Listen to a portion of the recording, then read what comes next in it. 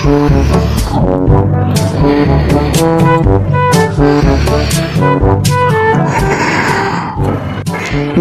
শান্তি নেই রে ভাই, জীবনে শান্তি নেই। সারাদিন বউয়ের ক্যাঁচক্যাঁচানি, তারপর আবার হুনোমুখ শ্বশুর এখনো জামাই ষষ্ঠীর নিমন্ত্রণ করলো না। লেওড়া পৃথিবীর সব শ্বশুরগুলোকে হ্যান্ডেল মারছে, আমারও শ্বশুরটা আর কোনো রকম পাত্তা নেই। আর মাত্র দুদিন পর জামাই ষষ্ঠী, শান্তির ছেলেগুলোর কোনো হুঁশ নেই যে জামাইদেরকে নিমন্ত্রণ করতে হবে। আমার ঝুমা বৌদির মতো শাশুড়িটা সত্যি কত ভালো, গেলে কত আদর যত্ন করে, কত খাতির করে। আর ওই লেওড়া শ্বশুর গেলেই খালি খিটখিটানি খিটখিটানি, 1 টাকাও খরচা করতে চায় না।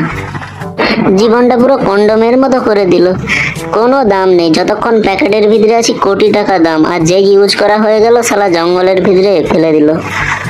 বিয়ের আগে বলেছিল বাবা তোমাকে একটা রয়্যাল এনফিল্ড দেবো, সালা রয়্যাল এনফিল্ড তো দূরের কথা, বিয়ের পর একটা রয়্যাল স্ট্যাগ পর্যন্ত দিল না।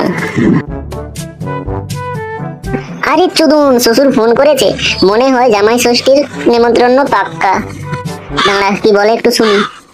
হ্যালো, হ্যাঁ বাবা বলুন। বলছি কি বাবা, দুদিন পর তো জামাই ষষ্ঠী, তা তুমি আর পুঁটি জামাই ষষ্ঠীর দিন সকাল সকাল চলে এসো কিন্তু। ও কোনো চিন্তা করবেন না, আমি সকালবেলায় পৌঁছে যাব। তা বাবা কিছু মনে করো না যেন, এইবার তো তোমার প্রথম জামাই ষষ্ঠী, জামাই ষষ্ঠীতে মুরগি খাবে না খাসি খাবে? এই বাংলা শ্বশুর জিজ্ঞাসা করছি আমি মুরগি খাবো না খাসি খাবো। এই বল বল বল, খাসি খাবো, খাসি, মটন মটন। হ্যাঁ বাবা আপনি ওই মটনটাই করে দিন, চিকেনটা খালি কেমন জানি একটা আঁশটে আঁশটে গন্ধ করে। পুরি আমার চুদির ভাই রাজার বেটা, এমনি হয় না আবার ইংরাজি মারাচ্ছে। নেহাত মেয়েটার মুখের দিকে তাকিয়ে জামাই ষষ্ঠীতে ডাকলাম, না হলে সালার বেটাকে ভিটাতেই তুলতাম না। আবার বলে খাসি খাবো, বিড়ি কেনার টাকা নাই, গাঁজা খাওয়ার দাবি। তাহলে জামাই রাখছি, আর হ্যাঁ মনে করে তাড়াতাড়ি চলে এসো, তোমার শাশুড়ি তো আবার জানো না খেয়ে একদম থাকতে পারে না। একদম চিন্তা করবেন না বাবা, আমার যেতে একটুও দেরি হবে না, সকাল সকাল উঠে দেখবেন আমি পৌঁছে গেছি। এই তোর আবার কি হলো, কাঁদছিস কেন?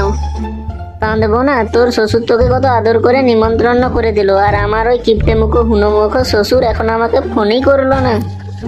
ওই দেখো, এতে কাঁদার কি আছে? তোর শ্বশুর নিমন্ত্রণ করেন তো কি হয়েছে, আমার শ্বশুর তো করেছে, তুই আমার সাথে যাবি বুঝলি।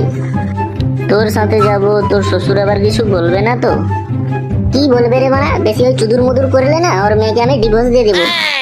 ভাই তুই কত ভালো, আর আমার ওই হুনুমুখু শ্বশুরটা আমার কষ্টটা বুঝলোই না। এখন ওই সব বাদ দে বুঝলি, তুই আমার সাথে আমার শ্বশুর বাড়ি যাবি জামাই ষষ্ঠী খেতে, বুঝতে পারছিস তো?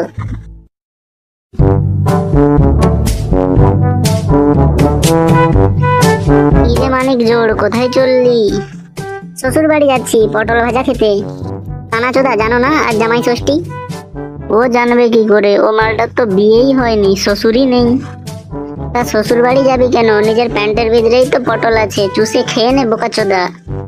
পটল ভাজা খাবো না রে, তো দিদিমার ঝোলার লাউ দুটো চচ্চড়ি করে খাবো বোকাচোদা। এখনো তো বিয়ে করিসনি, তা জামাই ষষ্ঠীর আদর তুই কি করে বুঝবি খেলানে? আচ্ছা তা তুই জামাই ষষ্ঠী খেতে যাচ্ছিস সেটা বুঝলাম, কিন্তু তোর পিছন পিছন ওই হুনোটা যাচ্ছে কেন সেটা তো বুঝলাম না। ওকে মনে হয় শ্বশুর নিমন্ত্রণ করেনি বুঝি। দেখ বাঁকা, বেশি উল্টো পাল্টা কথা বলবি না, না হলে এক্ষুনি চুদে সজা করে দেবো লেওড়া। বাদ দে তো ওই নুনুমুখর কথা, কপালে তো কোনো মেয়ে জুটেনি, আমরা জামাই ষষ্ঠীতে খেতে যাচ্ছি বলে ওর হিংসে হচ্ছে। এর সাথে বেশি মুখ ঘাঁটিয়ে লাভ নেই, না হলে ওখানে আবার বেশি দেরি হয়ে যাবে, সব রান্না ঠান্ডা হয়ে যাবে। চ চ চ তাড়াতাড়ি চ।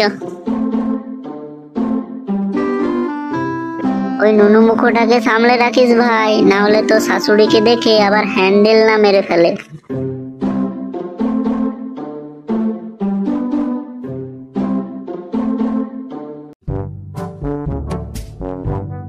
আরে আরে জামাই বাবাজি, ফোনটা এসে গেছো দেখছি। তা পুঁটি কোথায়? পুঁটিকে যে দেখতে পাচ্ছি না, আর এই ছেলেটাই বা কে? এ আমার বন্ধু বাবা, পুঁটির শরীরটা ভালো নেই তাই পুঁটিকে নিয়ে এলাম না। ওর শ্বশুর কয়েকদিন আগে মারা গেছে, তাই এবারে শ্বশুর বাড়ি নিমন্ত্রণ আর পাইনি, তাই আমার সাথে নিয়ে এলাম মনটা একটু ভালো করার জন্য। আহা কি মানবিকতার কাজ করেছো তুমি। ঘরে মুড়ি নেই, আবার বলে চপ দিয়ে খাবো, 750 টাকা করে খাসি। মেয়েটাকে আনেনি, এনেছে সাথে করে এক বন্ধু, খাসি এনেছি মাত্র 200 গ্রাম। কি করে কি হবে? কি হলো বাবা, কিছু ভাবছেন নাকি? না না না না, ও তেমন কিছু না, তেমন কিছু না। আসো আসো, শরবত খাও আসো। কই গো গিন্নি, কোথায় গেলে? জামাই বাবা জীবন চলে এসেছে, তোমার হলো? হ্যাঁ গো, হয়ে গেছে। জামাই বাবা জীবন এসে পড়েছে, শুধু আমার চাননিটা করতেই বাকি। তুমি জামাই বাবা জীবনকে বসতে দাও, আমি আসছি। না বাবা থাক, বসতে দিতে হবে না, মায়ের তো এখনো রান্না করা বাকি।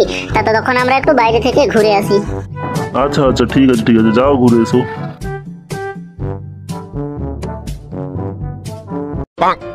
হা হা হা, কত সুন্দর পরিবেশ, কত ঝোপঝাড়, মনে হচ্ছে এখানেই থেকে যাই। হ্যাঁ, আবার ঝোপঝাড় দেখে হ্যান্ডেল না মেরে ফেলিস। আরে না না, হ্যান্ডেল মারবো না রে ভাই, টান মারবো, টান। টান মারবি মানে? কিসের টান মারবি? এই দেখ বাবার টান।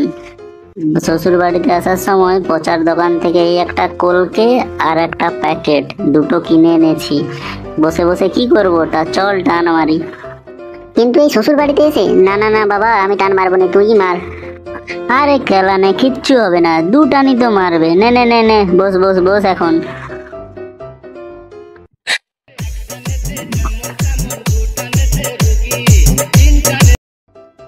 হ্যাঁ গো, বলছি একটু বাইরে যাও না। জামাই বাবা জীবন তো অনেকক্ষণ হলো বাড়ির বাইরে গিয়েছে, এখনো তো ফেরার নাম নেই।